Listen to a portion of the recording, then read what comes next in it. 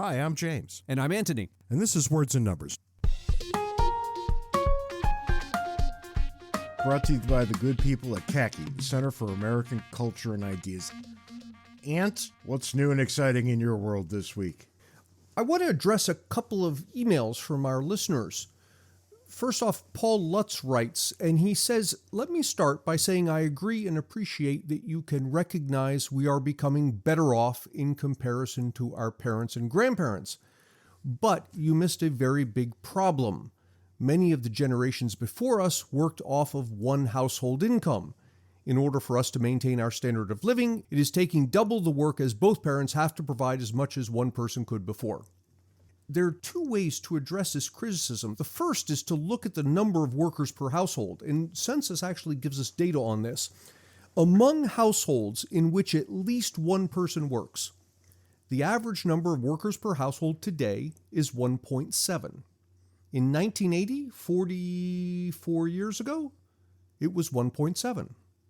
From 1980 to the present, the number hasn't changed, plus or minus 0.1 workers. Let's be fair, though. I'm pretty sure people are thinking back to the Eisenhower era when they say that one income was enough. Maybe, and I'll address that in a minute. But before we go there, another metric you can look at is the fraction of U.S. households that are dual income. So instead of saying average workers per household, what fraction of U.S. households have two incomes? And that number is 42% today. In 1980, it was also 42%. So at least over those 44 years, so that's roughly what? That's more than one, maybe two generations. No change in number of workers per household. Now, let's go back earlier than the 1980s. And when you do see a shift to single income households going backwards. Except they were single income households, not single job households. Before the ubiquity of appliances, keeping house was a full-time, unpaid job.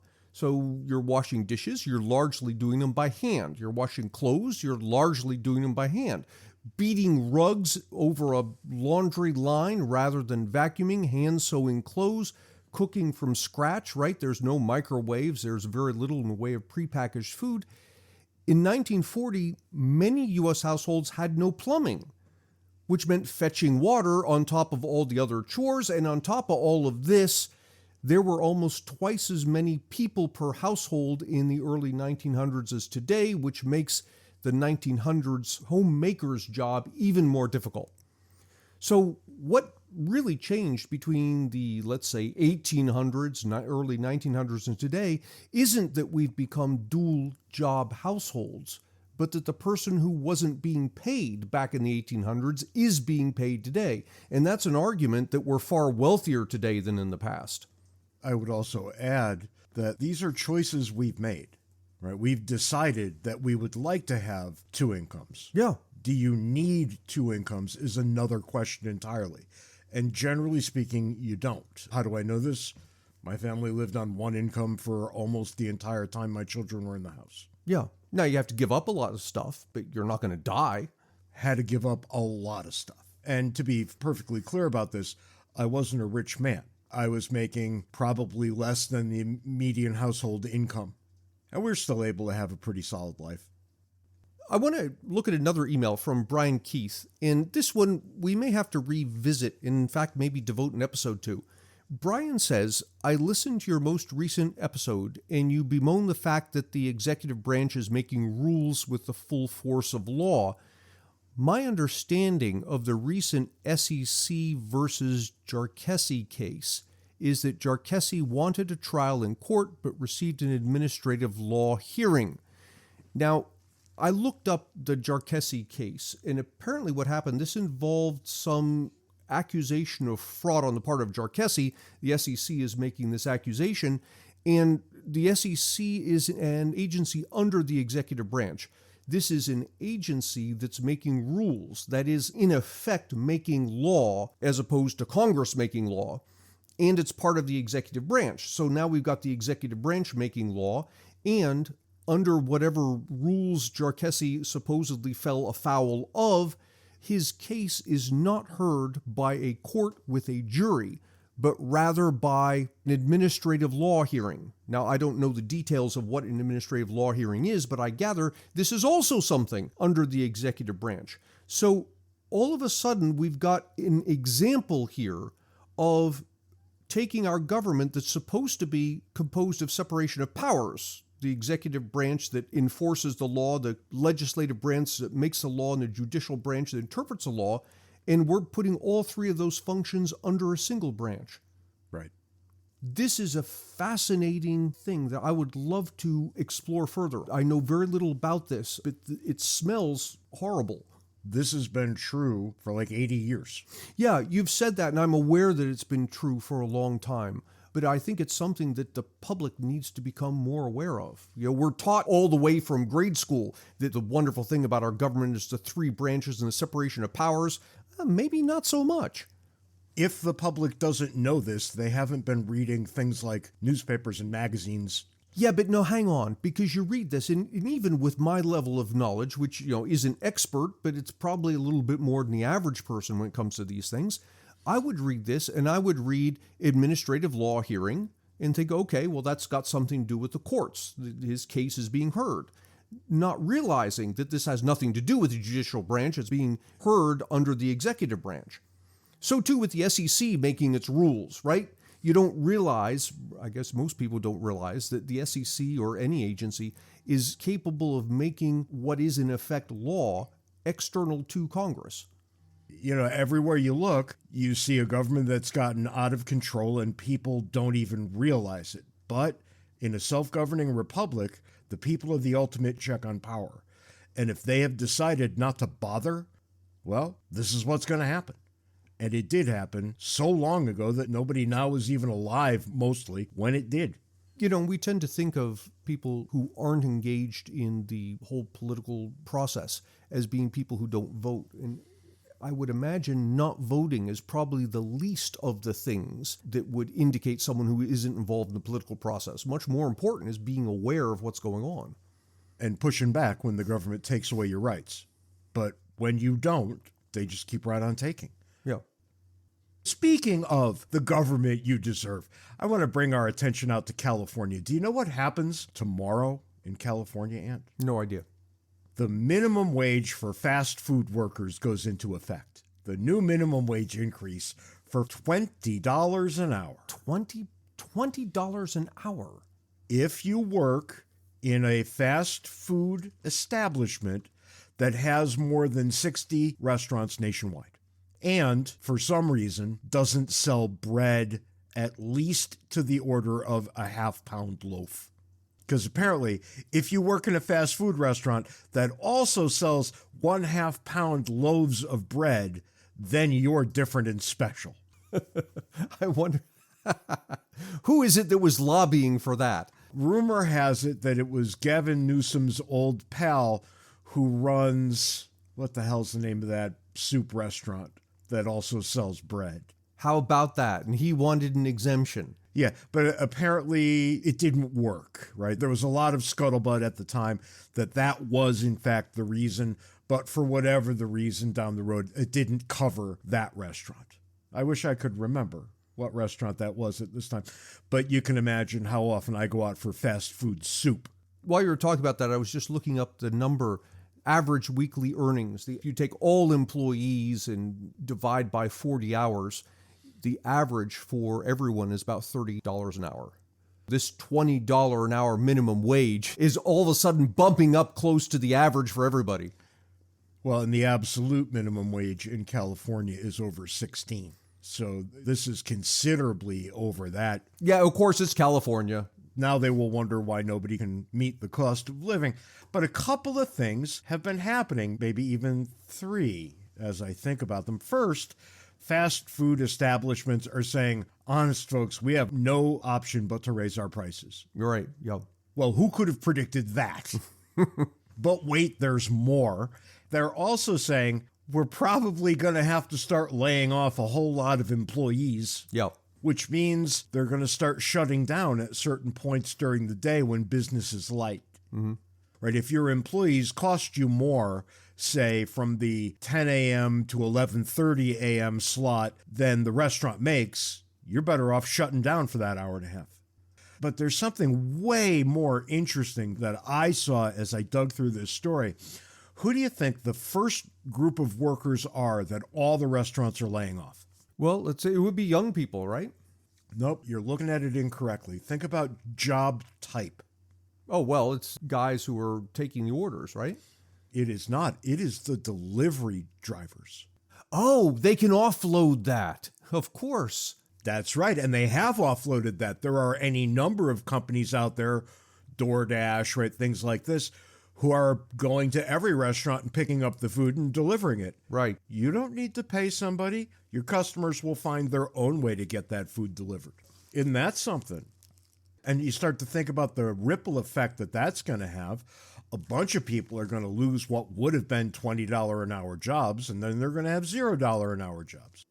Yeah, meanwhile, the DoorDash people pick up jobs until California decides to classify them as employees and therefore also subject to the $20 minimum wage. Give it a minute or two. It's bound to happen. But you can see the chain of events that a minimum wage hike sets into motion. There are all kinds of variables that just come flying out of nowhere. And who has to care about them? Business owners. Who doesn't have to care about them? Politicians. Until there are no fast food places left that anybody can afford. Yeah, and these effects that you're seeing, we're seeing them so clearly because this is a gargantuan raise in the minimum wage. But even small raises in the minimum wage, these same effects are there. It's not that they go away. What happens is if the raise in minimum wage is small, the effects, although still there, get drowned out by the noise of all sorts of other things that are going on in the economy at the same time. And this is why you see, when you look through the literature, many studies that show, yes, we saw a negative employment effect of the minimum wage here, and many other studies that say, no, we didn't see any effect. And people misunderstand that second type of study. The study that says we did not see an unemployment effect of the minimum wage is not saying there was no unemployment effect. Rather, it's saying we couldn't distinguish the unemployment effect from background noise, which is what you'll get with a small raise in the unemployment. But this kind of thing has been going on every single time you raise the minimum wage. And who gets the fuzzy end of the sucker? It's the very workers that we would care about the most, the least skilled, the least educated, the least experienced. It's the very ones that we claim to care about the most. But people who keep jacking the minimum wage prove by their actions that they don't care about those people at all. If they did care about them, they wouldn't behave the way they do. Or at least they don't care enough to think through the consequences of their actions. They want to look like they care about those people. Which brings us, of course, to the foolishness of the week. And I had a hard time choosing this week. The Guyanese president, I don't know if you saw this, but he made this a very hard choice. The Guyanese president is a guy named Irfan Ali. He absolutely told off a BBC reporter who started to give him a hard time about carbon emissions. For those of you who haven't seen this, I'm going to leave a link for it in the show notes because it's absolutely beautiful and you need to go watch this. I would love to get President Ali on this podcast. I think we have absolutely no chance of this, but I'm going to try anyway. But do go read the story and watch the interview because I have never seen a BBC reporter so humbled so completely, so quickly in my life. But when it's Easter and Joe Biden comes out and proclaims it Transgender Day of Visibility, March 31st, and the whole world explodes because how could he do that on Easter? This just had to be the foolishness of the week. Because here's the thing, I don't really have a dog in this hunt.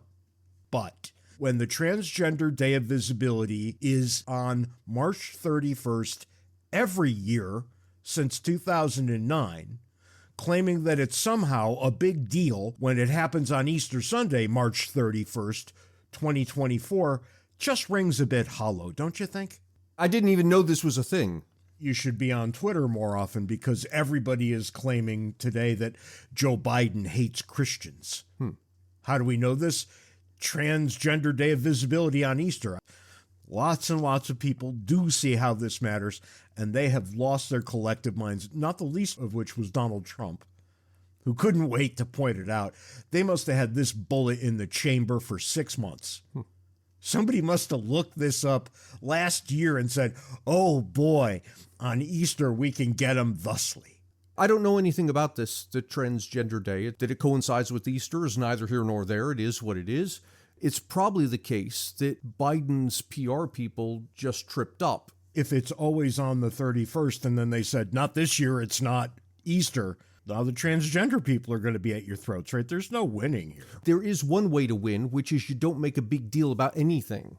That would be preferable in my world, right? I would love politicians who didn't make a big deal about anything.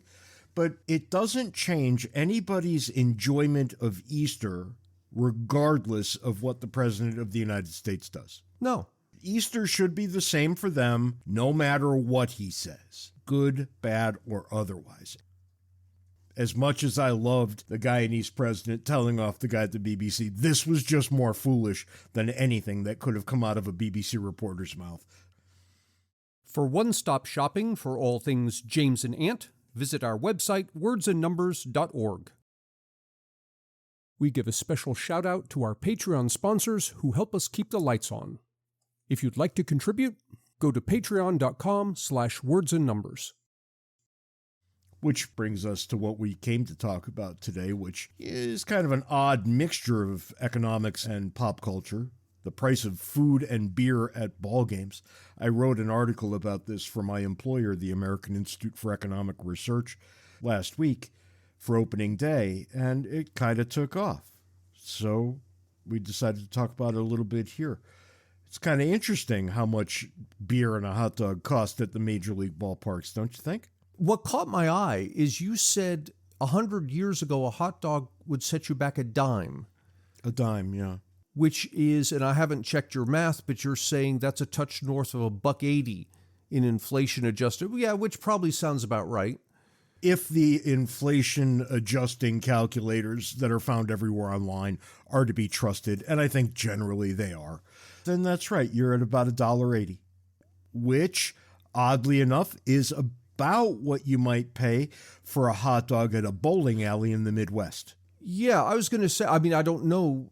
I haven't been to a baseball game in a very long time, but I would imagine that the hot dogs at baseball games, even the smaller cities like Pittsburgh, are going to be way north of $1.80. I dare say all of them are way north of $1.80. That much is true.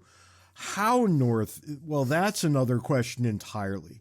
And there's a very, very wide variance on what it costs to buy a hot dog. The most expensive one is at Petco Park, and I'm going to say it's at Petco Park for $7.75, but then there's a giant asterisk here. Actually, two. The first asterisk is that we're only in the first week of the season, and the reporting on price increases at the concession stands is not fully complete yet. Right? So it may turn out that somebody's a little more. But then there's also the premium hot dog problem. Right, so you can go and buy just a regular good old boy hot dog, or you could get the premium hot dog, which sometimes are 12 inches long or sometimes have exotic toppings on them. I'm just talking about your regular garden variety hot dog. And at Petco Park this year, a hot dog is going to cost you $7.75. Holy, wow. Yeah. And Oracle Park, not much better at $7.50. Nationals Park, $7. It's also $7 at Coors Field and Globe Life Field. So you're going to pay $7 for a hot dog in at least 5 different ballparks this year. But your initial guess was the right guess, because if you go to Chase Field in my home state of Arizona, $2.99 gets you a hot dog there. Okay. Still, it's significantly more than the $1.80, but nonetheless, at least you're in the right universe. That's right. You're going to pay more than $1.80 everywhere because Chase Field is cheapest. Well, tell me this. Who gets the concession profits? That's going to take a brighter mind than mine to figure out, right? Because in the end, the team always gets the profits. But how those profits are divided, how do you incentivize those dudes who sell the hot dogs in the stadium, right? Because they've got to be paid. Are they getting a percentage of the number of dogs that they sell? How do you incentivize the people behind the counter clearly differently than you would the guy who walks through the stadium with the heater on? There's a number of things going on here. Then let me ask a different question. Has the typical person who goes to a baseball game, has that changed over the past 50 years? I mean, is it the case that baseball's becoming a more of an upscale thing? Well, yeah, and that has a lot more to do with ticket prices than it has to do with the cost of concessions.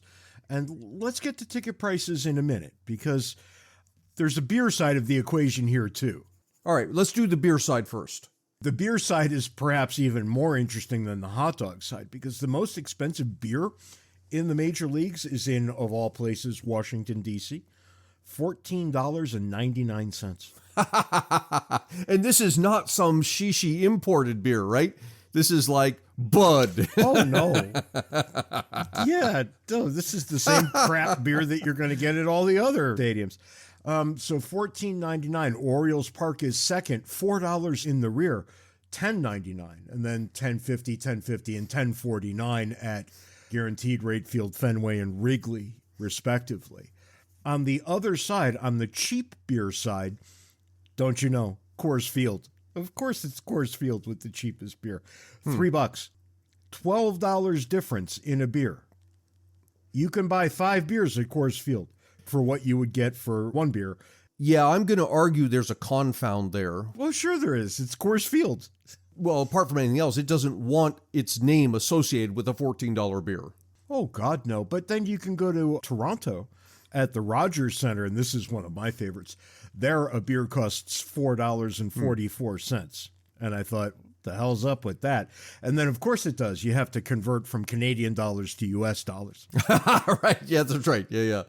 But that also means you convert from Canadian moonshine beer to American beer. Canadian beer is extremely strong compared to what we typically get here. So you're getting a lot of bang for your buck at $4.44 a cup. But nonetheless, you see there's a wider variance in the beer prices than in the hot dog prices. Here's my hypothesis. There's been a demographic shift. Now, I have no data. I'm just throwing this out as a hypothesis. That there's a demographic shift, that baseball is redirected to appeal to more upscale people. By upscale, I mean maybe middle class and up, as opposed to, middle class and down 100 years ago. If that's the case, then it makes perfect sense they would have upped all the prices to match. Same kind of thing that you would experience going out to the opera or a show, and the same prices and seats and everything, I would imagine is going on here. It is, and when you look at the gigantic salaries that ball players get, those salaries have to come from somewhere. And you get this equilibrium thing going on over time, right, where the clubs pay more to the talent, and then they have to extract more from the fan base, and the fan base wants to get the good talent, so they pay a little more, but then they complain a little about it.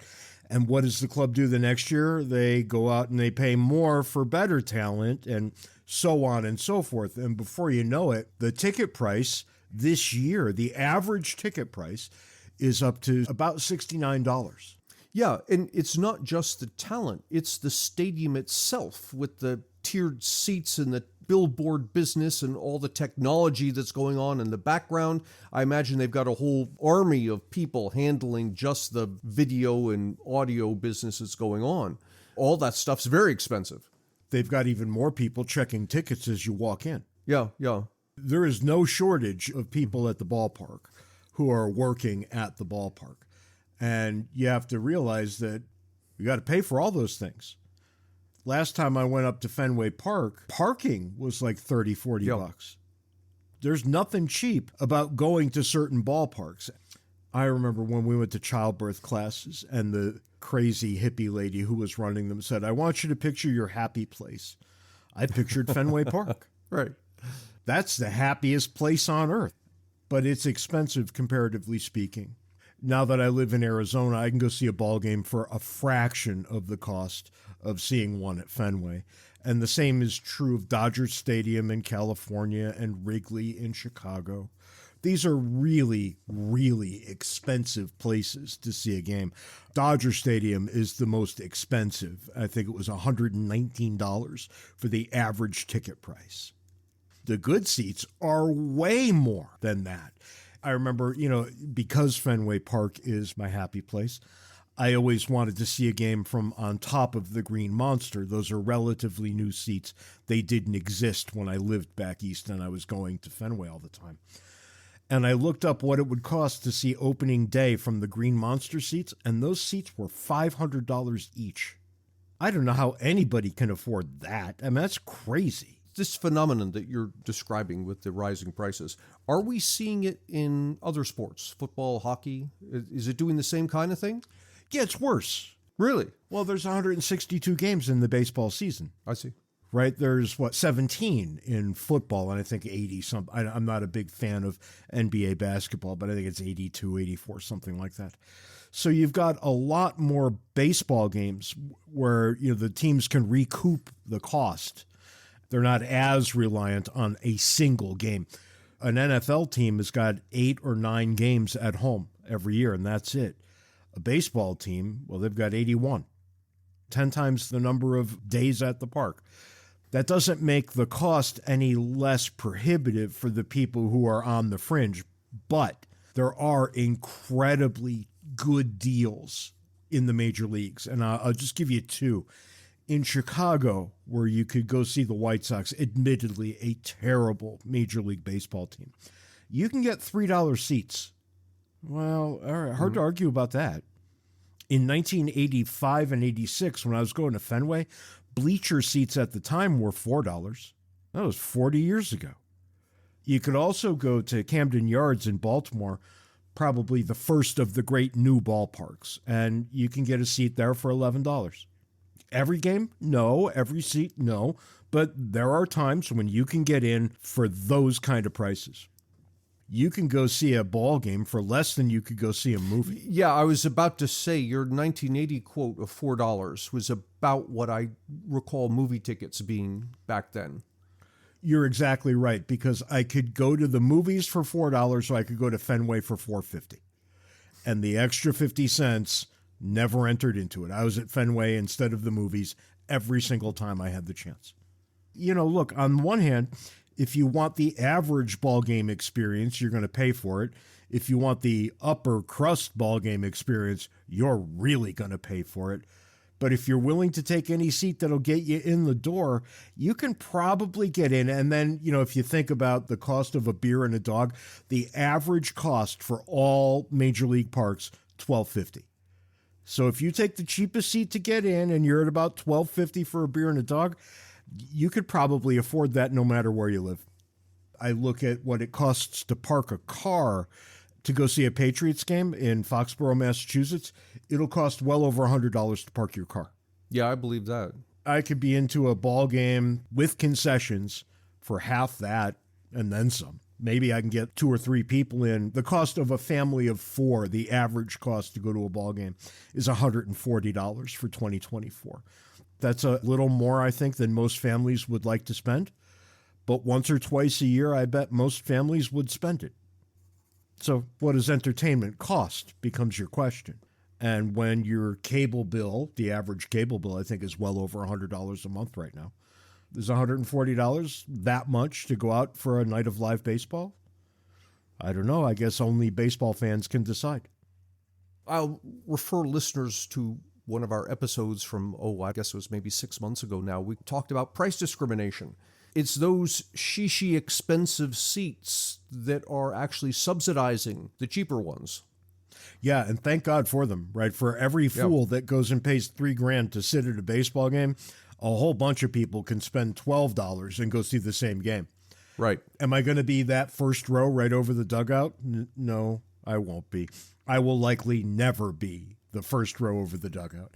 I went to spring training this year and caught a couple of games down in Phoenix. Even for a spring training game, I couldn't afford to sit first row on top of the dugout. But I was able to sit maybe 20 rows up. And then when nobody was looking, I moved down to about 8 rows up, right, the way you do. Everybody knows this. This is no mystery, right? You pay for the cheapest seat you can, and then you move to the best seat you can find. You know, it's on the ushers to throw you out, and if they don't care, why would I? And they didn't care. If those seats are empty, they're empty. Who cares? It's all kind of part of the fun, though, isn't it? I would imagine, yeah. It kind of is. And, you know, there's certain things I just love to do at the ballpark. I love to have an AM radio with me, and I love to listen to the game as I watch the game.